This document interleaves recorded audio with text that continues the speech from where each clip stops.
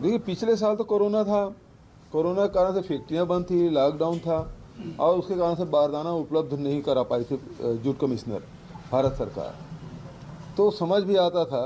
लेकिन इस साल तो ऐसी कोई बात है ही नहीं है, तब क्यों जूट मतलब बारदाना हमको उपलब्ध नहीं करा पा रहे हैं। हमारी डिमांड है उतना हमको देना चाहिए, हमने 5 लाख गठान की मांग की है तो उतना गठान हमको मिलना चाहिए, जबकि वो नहीं दे रहे हैं। तो जिस प्रकार से उतना चावल नहीं लेकर हमको परेशान कर रहे हैं, उसी प्रकार से बारदाना भी नहीं देके हमको परेशान कर रहे हैं। तो ये और ये वितरण तो जूट कमिश्नर ही करता है, पूरे देश में एक रेट है, यदि टेंडर बुलाएंगे उसी रेट पे हमको दे दो करके तो कौन देगा हमको, कोई जूट मिल तो देगा नहीं। तो ये जिम्मेदारी तो जूट कमिश्नर की है। फिर भी अब जितना दे रहे हैं और साथ ही हम किसानों से शुरू से ही, पिछले समय तो ये है कि हमने बाद में अपील की किसानों का कि आपके पास जो बारदाने हैं, राइस मिलर के पास बारदाने हैं या फिर पीडीएस साहब के जो बारदाने हैं उसको लेने की बात, तो इस समय पहले से ही हम लोग को अपील कर रहे हैं और रेट भी हम लोगों ने उसको अब वृद्धि करने का निर्णय हम लोग ले रहे हैं, ताकि जो पिछले समय जो अंतर आ गया था वो अंतर कम रहे। संस्कृति परिषद की आज बैठक हुई, पहली बैठक थी, आप अभी लेकर के आ रहे हैं संस्कृति परिषद की बैठक, क्या खास? देखिए संस्कृति परिषद में यहाँ अलग अलग काम हो रहे थे, मतलब बख्शी सृजन पीठ है, श्रीकांत वर्मा पीठ है और उस प्रकार से बने हुए थे।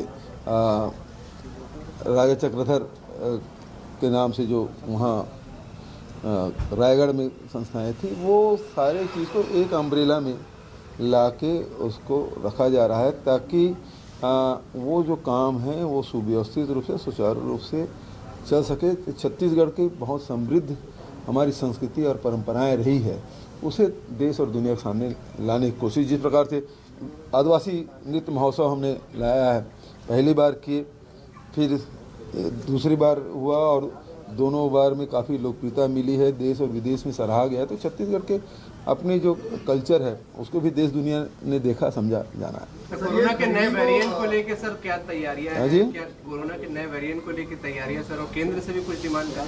देखिए बचाव में ही सुरक्षा है और उसको हम लोगों को मास्क पहनना है, दूरी बना कर रखना है, बार बार हाथ धोना है, सैनिटाइज करना है। वो तो पहला में भी वेरिएंट में भी था, दूसरे में भी था, तीसरे में भी वही होना है। जहाँ तक कि जो उसके लक्षण हैं वो अलग अलग हो सकते हैं और अभी WHO ने शायद लक्षण शायद घोषित की है, तो उसमें भी जो लक्षण दिखाई दे रहे हैं उसके हिसाब से हम लोगों को जो कोरोना बिहेवियर है उसको हम लोगों को जानना पड़ेगा और उसके हिसाब से हम लोग को ट्रीटमेंट लाइन ऑफ एक्शन लेना पड़ेगा। हवाई सेवा को बंद करने को भी लेकर जो जिन देशों से ये फैल रहा है वहाँ कम से कम हवाई सर्वे जो हवाई सेवाएं हैं बंद होनी चाहिए, ताकि वहाँ से यात्री आएंगे और पूरे देश में फैलाएगा। यदि पहले ही लहर में यदि भारत सरकार उसको रोक लेते, छत्तीसगढ़ में सबसे पहले कहाँ से आया? यूके से आया। यदि वहाँ रोक लेते या जो आए हैं उसको वहीं क्वारंटाइन कर लेते, दिल्ली में, बॉम्बे में, जहाँ जहाँ जिस एयरपोर्ट में उतरे हैं वहीं क्वारंटाइन कर लेते, तो ये देश भर में नहीं फैलता। तो ये पूरे बॉम्बे में, दिल्ली में सबसे पहले फैला, उसके बाद पूरे देश भर में फैला। तो ये नुकसान पूरे देश को उठाना पड़ा है छोटी सी गलती के कारण से। तो ये वही गलती फिर से ना हो, इसलिए हमने अपील की है भारत सरकार से कि वो उन देशों से यात्री न आने दें, और आए ज़रूरी है तो उसको कम से कम क्वारंटाइन में रखें, उसको होम क्वारंटाइन में रखें, चाहे हॉस्पिटल में रखें, जहाँ भी रखना है उसे रखें और कोरोना प्रोटोकॉल का पालन करें, तब उसे घर जाने दें। तो उससे क्या बचाव में ही सुरक्षा है। सर केंद्र के अड़ंगे के बावजूद भी आप लोग खरीदी कर रहे हैं यहाँ से, लेकिन बीजेपी और रमन सिंह ये कह रही हैं 15 साल पहले भी खरीदी की, कभी इस तरह की बातें दिखी नहीं सामने। मैं 1 दर्जन पत्र दिखा देता हूँ जो बारदाना के लिए चिट्ठी लिखा है, रेक के लिए चिट्ठी लिखा है, गोडाउनिंग के लिए चिट्ठी लिखा है। वो ये सब चीज़ें प्रक्रियात्मक है जिसको वो भूल गए हैं। लेकिन सवाल इस बात का कि अड़ंगा कौन रहा? जितना धान वो खरीद रहे थे, जितना मिलिंग हो रहा था, वो सब चावल जमा हो रहे थे।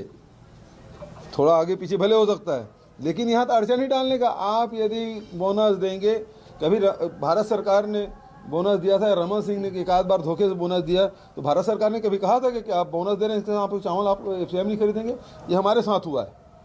हमको बारदाना उपलब्ध नहीं करा रहे हैं। हमारे साथ कहा रहा कि उसना का आप खरीदे, उसना के लिए कभी मना किया क्या भारत सरकार ने? यूपी की सरकार रहा चाहे और कोई हो, लेकिन हमारे सरकार आने के बाद उसना खरीदना बंद कर देंगे, ये तो पहली बार हो रहा है। तो उसके बारे में बोले रमन सिंह यहाँ बोलने के बजाय अपने उपाध्यक्ष, राष्ट्रीय उपाध्यक्ष, उसको कुछ चलती उलती थी नहीं, वहाँ जाकर बोले, समझ आता है। नड्डा जी के पास कुछ बोले, भारत सरकार के पास बोले। वो कह रहे सरकार की नीयत खराब है, धान खरीदने के लिए बारदाना नहीं और शराब बेचने के लिए बोतल है, ये ट्वीट किया। रमन सिंह जितना खरीदे तो 1.5 गुना धान खरीद रहे हैं।